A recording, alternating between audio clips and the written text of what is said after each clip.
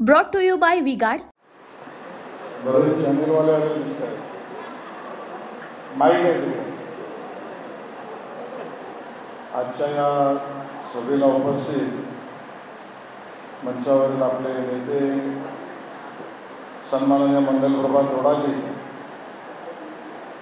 राजपुरोहितजी, मधु चव्हाणजी, अतुल शाहजी, शलाकाताई, मंचावरील सगळेच मान्यवर आणि उपस्थित बंधू भगिनी आणि माता,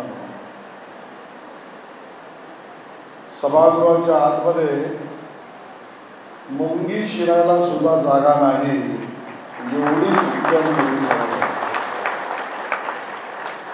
तुम्ही थोडं शांततेने ऐकलं तर ऐकू येईल, कारण माझा आवाज बसला आहे. माझा आवाज बसला तरी मुंबईतलं आपल्या प्रचाराचं कॅम्पेन जबरदस्त उठलं आहे आणि त्यामुळे वातावरण करत.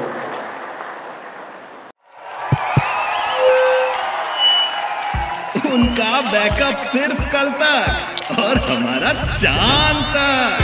हमारा नेता कैसा हो जो नॉन स्टॉप बैकअप दे वैसा हो. अब की बात V-Guard इन्वर्टर बैटरी का चमत्कार. दक्षिण मुंबईतल्या बूथवरच्या प्रमुख आणि प्रमुख कार्यकर्त्यांचा मेळावा. शरद चिंतनकर यांनी जर दक्षिण मुंबईची सभा घ्यायची ठरवली असती तर केवळ मोठी कार्यकर्त्यांची सभा घ्यायला सुद्धा मैदान घ्यावं लागलं असतं, एवढी ताकद झाली. आणि म्हणून आपला निश्चय पक्का आहे. आपला निश्चय अब की बार फिर एक बार आणि दक्षिण मुंबईमध्ये महायुतीचे उमेदवार यामिनी जाधव यांना 100% आपण जिंकून द्यायचे म्हणजे द्यायचे. भाइयों बहनों, उनके राज में पावर रहे अनस्टेबल और हम रखे सब स्मूथ और स्टेबल. हमारा नेता कैसा हो जो स्टेबल पावर दे वैसा हो. अब की बार V-Guard AC स्टेबलाइजर का चमत्कार. काही निवडणुका जिंकण्यासाठी आपण लढतो, खरं आहे. आणि म्हणून अतुलभाई यामिनी जाधव यांना जिंकण्यासाठी आपण लढतो, हे खरं आहे. पण त्याही पेक्षा खरं हे आहे की काही निवडणुका आपण कोणाला तरी हरवण्यासाठी लढत असतो. आणि या निवडणुकीत हरवायचं कोणाला हरवायचंय? खूप माज आला अरविंद सावंत, खूप मस्ती चढली आहे, खूप अहंकार झाला. बरं, ही मस्ती, हा माज आणि अहंकार स्वतःच्या जीवावर असेल तर ठीक आहे. आजकाल प्रत्येक भाषण मी उद्धवजींचं बघतो, विरोधक काय बोलतात ते बघितलं पाहिजे. आणि मधुजी प्रत्येक भाषणामध्ये उद्धवजींना कोणी विचारत नाही, कोणाच्या मनात प्रश्नही नाही, कोणी प्रश्न मुद्दामून टाकतही नाही. पण उद्धवजी सारखं एक गोष्ट नेहमी म्हणतात, मी मर्दांचा पक्ष आहे. आणि आमच्या मनात काही शंका नाही आहे. आणि म्हणून स्वतःच्या मर्दुंकीवर अरविंद सावंत यांनी माज, मस्ती, अहंकार केला तर एक वेळ समजू शकतो. पण अरविंद सावंत 2014 आणि 2019 तुम्ही विसरला असाल तरी तुम्हाला आठवण करून देतो. माननीय मोदीजींचा फोटो आणि माझ्या कार्यकर्त्यांची मेहनत याच्यावरच तुम्ही तगला. ना तुमची ताकद होती, ना तुमची क्षमता होती, ना तुम्ही कुठल्या इमारतीतलं मध काढू शकत होता, ना तुमची रचना होती. त्याही वेळेला या ठिकाणी मला मुद्दा म्हणून उल्लेख करायचा आहे आणि कौतुक करायचं आहे. आपले नेते मंगलप्रभात गौडा यांचं 70,000च्या वर लीड त्यांनी त्यांच्या मतदारसंघात दिला आणि म्हणून अरविंद सावंत दिला. अरविंद सावंत तुझी मस्ती आणि दुर्मिळ निवडणूक घेतली आणि आम्हाला व्यक्तिगत काही बोललं असतं तर चिंता नाही, आमच्यावर टीका टिप्पणी केली असती चिंता नाही. तुमची हिंमत आणि तुमची हुशारकी इतकी चालली की तुम्ही माननीय मोदींवर टीका करायला लागला. अरे सूर्यावर थुंकायला जाल थुंकी तुमच्या तोंडावर उडेल असे अरविंद सावंत तुमचं चारित्र्य आहे.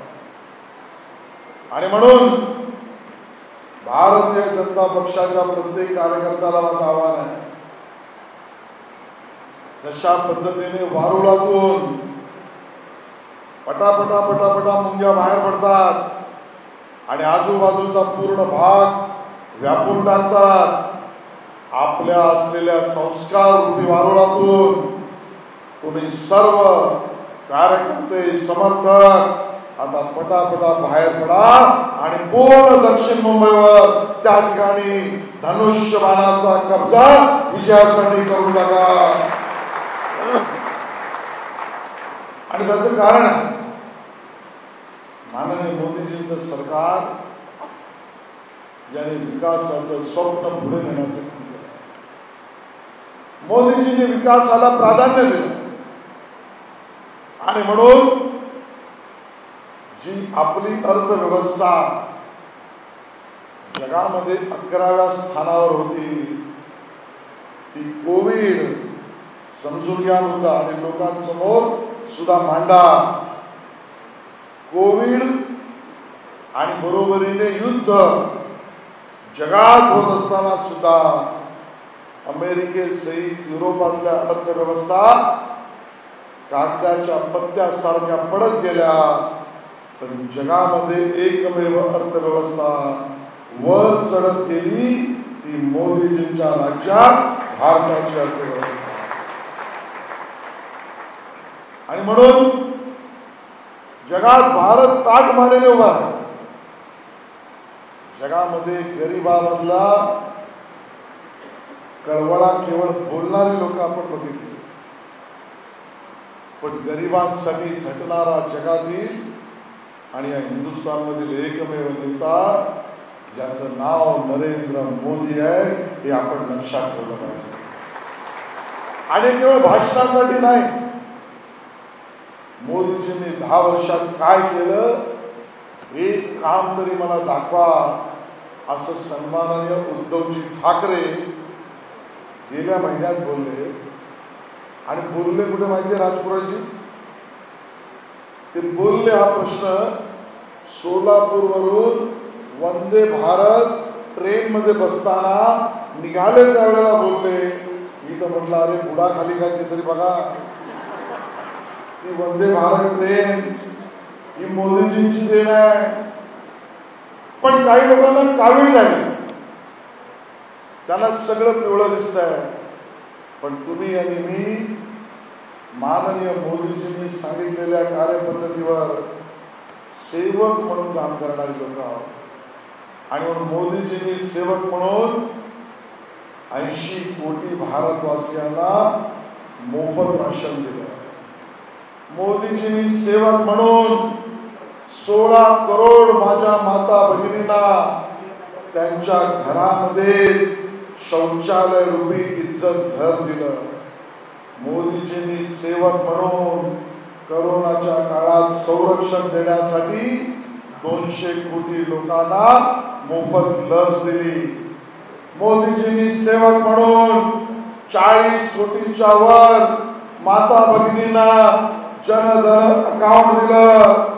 मोदीजींनी सेवक म्हणून 10 कोटींच्या वर माता भगिनींच्या डोळ्यातले अश्रू दूर करण्यासाठी त्यांना उज्ज्वला गॅस दिला. मोदीजींनी सेवक म्हणून त्या ठिकाणी 50 कोटी लोकांना त्यांच्या आयुष्यातल्या आजारपणामध्ये मदत मिळावी म्हणून 5 लाख रुपयाचं आयुष्यमान भारत कार्ड दिलं. मोदीजींनी सेवक म्हणून 17 कोटी लोकांच्या घरातलं विजेचं बिल कमी व्हावं म्हणून एलईडीचा बल्ब दिला. मोदीजींनी सेवक म्हणून 7 कोटी लोकांच्या घरापर्यंत घरातच नळाचं पाणी मिळावं म्हणून जल नल योजना दिली. मोदीजींनी सेवक म्हणून प्रधानमंत्री आवास योजनेत 7 करोडच्या वर लोकांना घराचं छप्पर दिलं. मोदीजींनी सेवक म्हणून विधवा परित्यक्त्या माझ्या माता भगिनींना 16 कोटी लोकांना अकाउंटवर पैसे दिले. मोदीजींनी सेवक म्हणून शेतकऱ्याला त्याच्या अकाउंटवर दर 3 महिन्यात 2021 कोटी लोकांना दिले. आम्हाला प्रश्न विचारता तुम्ही काय करता? अरे ह्यातलं तुम्ही 3, 4, 5 पक्ष एकत्र आलात, 30 पक्ष जरी एकत्र आलात तरी याच्या 2% सुद्धा काम तुम्ही करू शकणार. मुंबईची सेवा सुद्धा मोदीजींनी केली आणि सगळ्यात जास्त मंगलची दक्षिण मुंबईची सेवा केली. मला सांगा, आता दक्षिण मुंबईवरून नरिमन पॉइंटवरून तुम्ही निघालात तर कोस्टल रोडने एअरपोर्टला लवकर पोहोचता की नाही? वेळ वाचतो की नाही? पेट्रोल वाचतं की नाही? मोदीजींनी कोस्टल रोडचा परवानग्या दिल्या, देवेंद्रजींनी सगळं काम पूर्ण केलं. मला सांगा, आता तुम्ही दक्षिण मुंबईवरून निघालात तर पनवेलला अटल सेतूने जाताना तुमचा 1 तास वाचतो की नाही? पेट्रोल वाचतं की नाही? डिझेल वाचतं की नाही? पैसे वाचतात की नाही? अटल सेतू मोदीजींनी दक्षिण मुंबईला दिला. मला सांगा, अटलजीचं सरकार येण्यापूर्वी आमचं गिरगाव असो की मरीन ड्राईव्ह असो, आमचं कुलाबा असो की माझगाव असो, त्या समुद्र किनाऱ्या जवळच्या सगळ्या माझ्या झोपडपट्ट्या किंवा जुन्या इमारतीतील राहणाऱ्या माणसाला त्याचं घर पुनर्विकसित करता येत नव्हतं, त्याचं रिडेव्हलपमेंट होत नव्हतं. कारण होतं CRZ. समुद्रापासून 500 मीटर पर्यंत काळा कायदा काँग्रेसने केला. ज्या काँग्रेसच्या गोदीमध्ये अरविंद सावंत बसलाय त्या काँग्रेसने काळा कायदा केला. 500 मीटर पर्यंतच्या सगळ्या जागेतल्या झोपड्या, चाळी, इमारती पुनर्विकासाला टाळं लावलं होतं. मोदीजींनी सांगितलं दक्षिण मुंबई मधला चाळकरी आणि झोपडपट्टी मधला राहणारा समुद्र जवळचा माणूस त्याच्या स्वतःच्या घराचं स्वप्न अबाधित ठेवायचं असेल तर CRZचा कायदा बदलला, 500 मीटरची मर्यादा काढली. तुमच्या माझ्या घराचं स्वप्न पूर्ण करण्याचा कायदा मोदीजींनी केला. आप राजपुर जी उस लड़ाई को लड़े, भाडेकरूंची लढाई. त्या भाडेकरूंचा कायदा, त्या भाडेकरूंच्या अधिकारावर गदा आणणारा कायदा, नवीन कायद्याचं प्रस्ताव आणि प्रारूप या मुंबईतल्या चाळीतील भाडेकरूंचा अधिकार कमी करणारा आणि मालकाला मदत करणारा काळा कायदा जर कोणी आणला असेल तर त्याचं प्रारूप काँग्रेसने आणलंय. काँग्रेसने 10 वर्ष अरविंद सावंत काय भजा खात होते? 10 वर्ष तुम्ही खासदार होतात, पण मुंबईतल्या चाळकरांना भाडेकरूंच्या हक्काचा कायदा जो त्यांचा अधिकार काढणारा होता तो बदलायची गरज होती. अरविंद सावंत यांनी साधत तोंडातून ब्र काढलं, काढूच शकत नाही अरविंद सावंत. अरविंद सावंत यांनी भाडेकरूंच्या अधिकारावर गदा चालवली. काँग्रेसी कायद्याच्या विरोधात एक शब्द काढला नाही, कारण अरविंद सावंत आणि त्याचे राजकीय बाप मालकांबरोबर हात मिळवणी करणारे आहे. मालकांची हात मिळवणी करून भाडेकरूंच्या अधिकारावर गदादरी आणली. मी धन्यवाद देईन देवेंद्रजींचं, त्यांनी राष्ट्रपतींची भेट घेतली आणि तो कायदा अजून मंजूर होऊ दिला नाही. तुम्हाला हे सगळं चाळीत जाऊन सांगायचं आहे.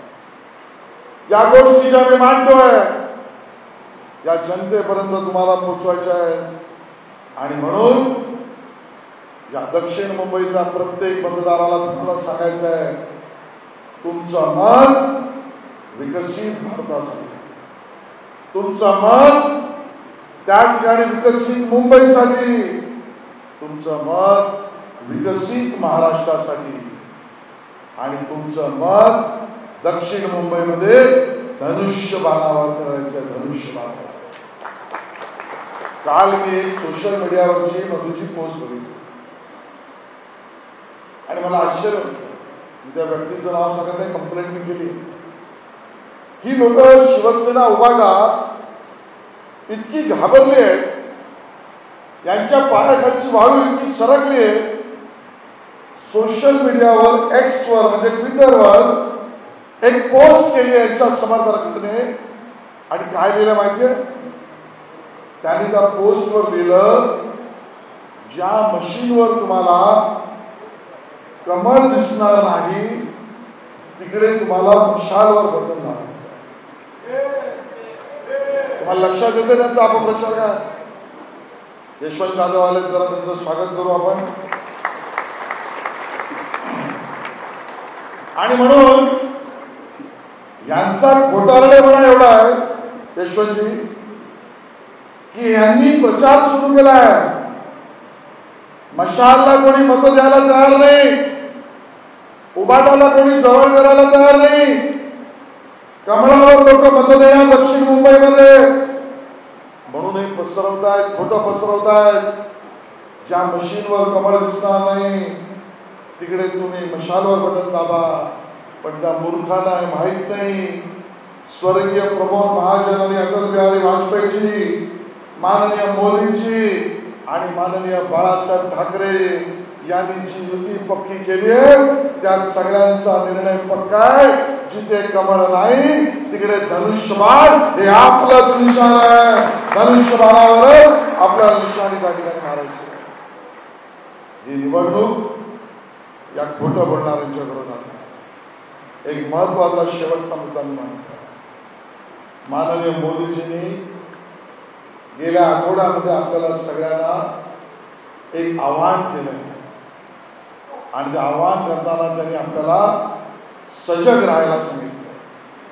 काय म्हणाले मोदीजी? मोदीजी म्हणाले, तुम्ही डोळ्यात तेल घालून लक्ष द्या. एक नवीन पद्धतीचा जिहाद सुरू झालाय. पूर्वी आपण लँड जिहाद बघितला, लव जिहाद बघितला, लँड जिहाद, लव जिहाद, भाषा जिहाद, पण आता वोट जिहाद चालू आहे. वोट जिहाद. आणि म्हणून भाजपच्या कार्यकर्त्याला मी नम्र निवेदन करतोय, हा वोट जिहाद मुंबईत मोठ्या प्रमाणात सुरू झाला आहे आणि या वोट जिहादचा प्रमुख म्होरक्या, या वोट जिहादचा आका कोण असेल तर ते उद्धवजी ठाकरे आहेत. उद्धवजी ठाकरे. आणि तुम्ही समजून घ्या, लोकांसमोर मांडा, वोट जिहाद म्हणजे काय चालू आहे. गेल्या महिन्यामध्ये उद्धवजींनी माहीमच्या काही लोकांना शिवसेना भवनात बोलवलं. एका विशिष्ट धर्माच्या लोकांना बोलवून हिरवी चादर घालून त्यांना बसवलं आणि उद्धवजी म्हणाले, जो हो गया, झालं गेलं, विसरून जा. विसरून जा म्हणजे काय? विसरून जा.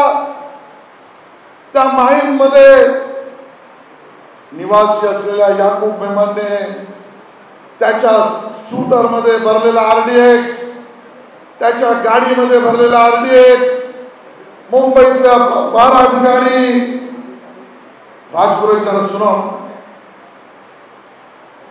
त्या ठिकाणी प्लॅन केला आणि 12 ठिकाणी बॉम्बस्फोट करून मुंबईकरांचा बळी घेतला.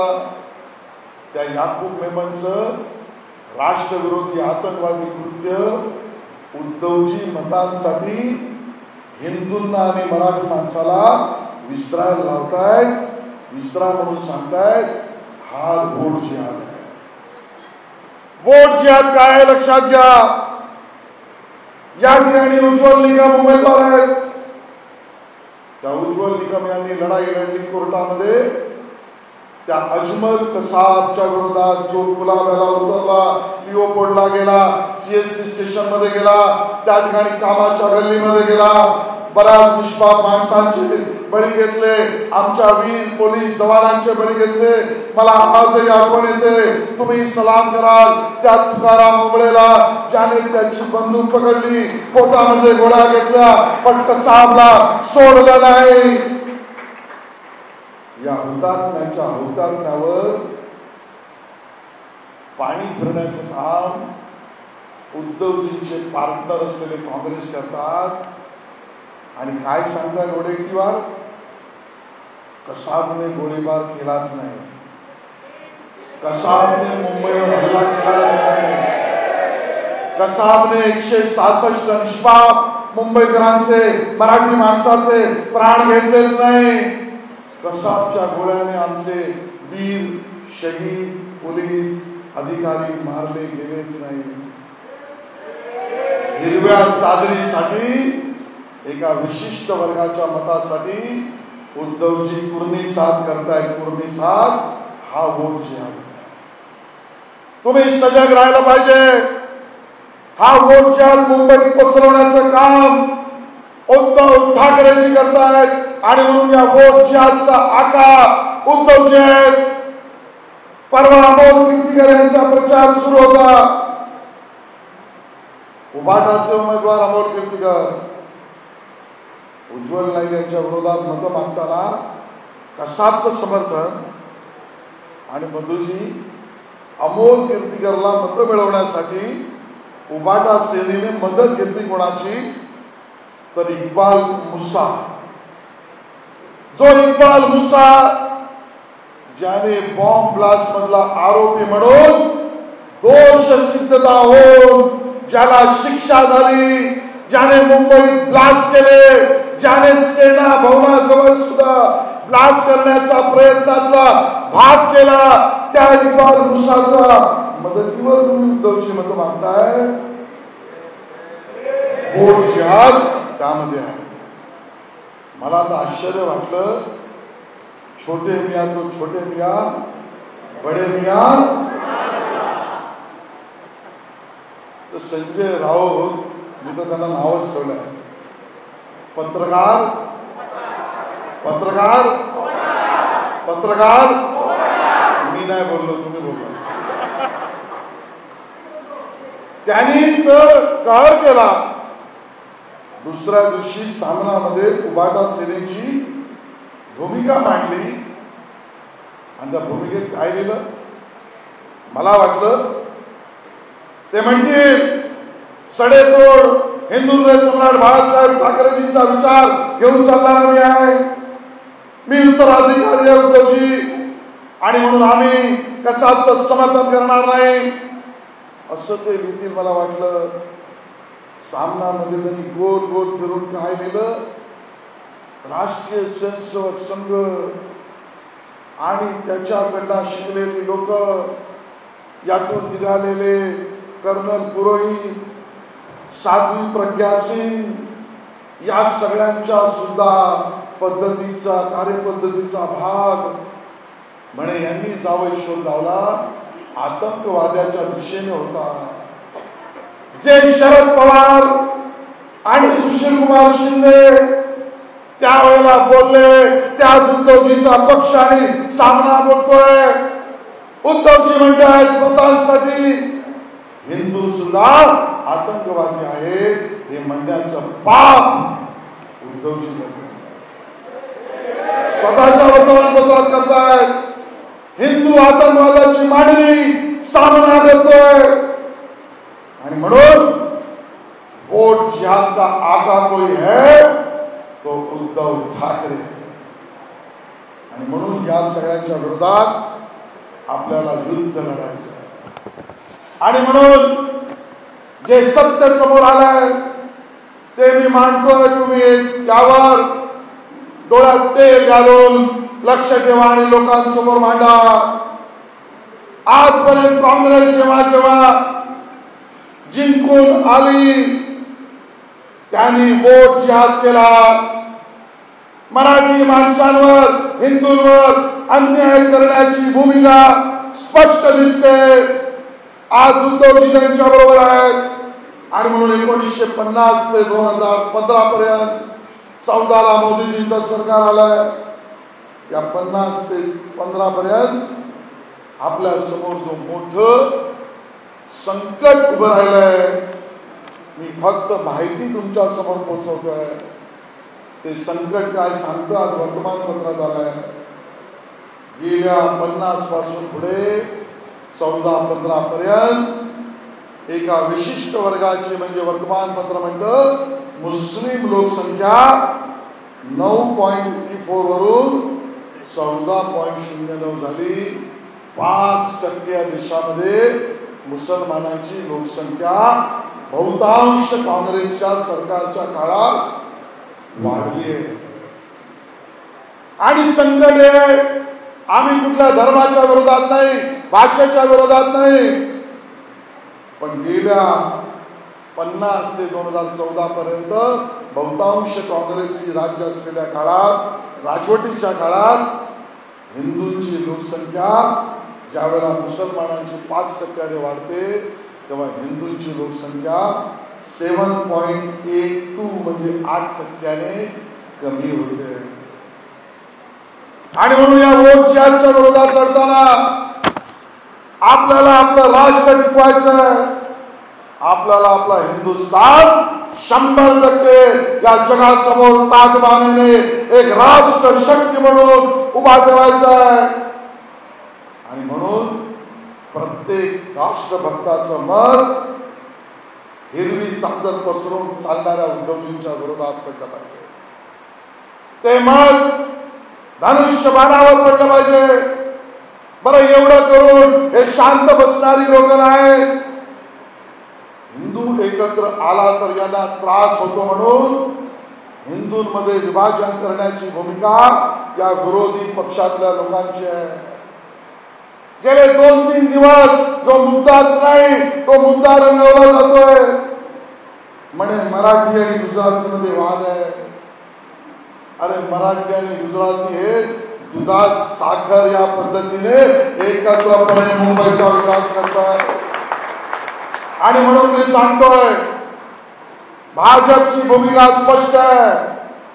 मराठी आणि मराठी माणसाचा, मराठी भाषा आणि मराठी माणसाचा अपमान भाजप होऊ देणार नाही. पण उगाचच गुजराती माणसावर अन्याय चालू पण देणार नाही. राष्ट्रभक्त हे राष्ट्र एक राहिलं पाहिजे आणि हिंदू विभाजित झाली पाहिजे ही त्यांची भूमिका आहे. आणि म्हणून लोकांनी मत आणि मन बनवलंय. आपल्याला देश विकसित भारत करायचा आहे. आपल्याला देशाच्या सीमा सुरक्षित ठेवायच्या आहे. आपल्याला वोट जिहादच्या विरोधात त्या ठिकाणी युद्ध पुकारायचं आहे. आपल्याला दक्षिण मुंबईमध्ये त्या ठिकाणी विकासाची गंगा सामान्य माणसापर्यंत पोचवायची आहे. आपल्याला गरीब माणसाची सेवा करायची आहे. आणि म्हणून या सगळ्याचं उत्तर एकच, यामिनी जाधव यांना 100% मतदान धनुष्यबाणावर करून जिंकून द्यायचं आहे. दक्षिण मुंबईचा माझा कार्यकर्ता या युद्धामध्ये फ्रंटवर समोर जाऊन कुठलंही त्या ठिकाणी आपल्याला मान सन्मान स्वागत निरोप कुठलाही त्या ठिकाणी अहंकार तमा न बाळगता त्या ठिकाणी लढेल. आणि यशवंत जाधवजी मी तुम्हाला ग्वाही देतो, शिवसेना एकनाथ शिंदेजींचा कार्यकर्ता जेवढी मेहनत करेल तो करतोच आहे, पण त्याच्या दुप्पट मेहनत माझा समोर बसलेला कार्यकर्ता करेल.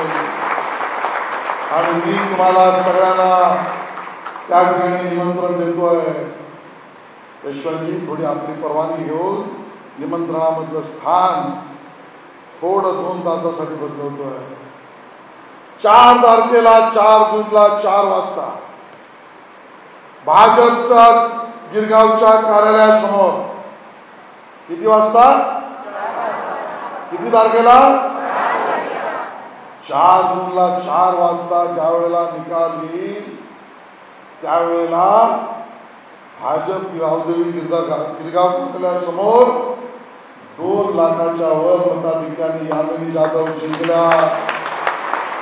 आणि त्यापेक्षा तो मस्तीखोर माजवाद अहंकारी अरविंद सावंत पडला. म्हणूनच्या आनंदोत्सवात तुम्ही सगळे एवढंच त्या ठिकाणी सांगतो.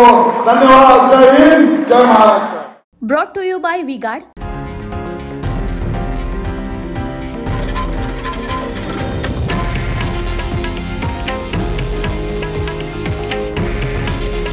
हे आहे देशातील नंबर 1 न्यूज नेटवर्क आणि आपण पाहत आहात TV9 मराठी.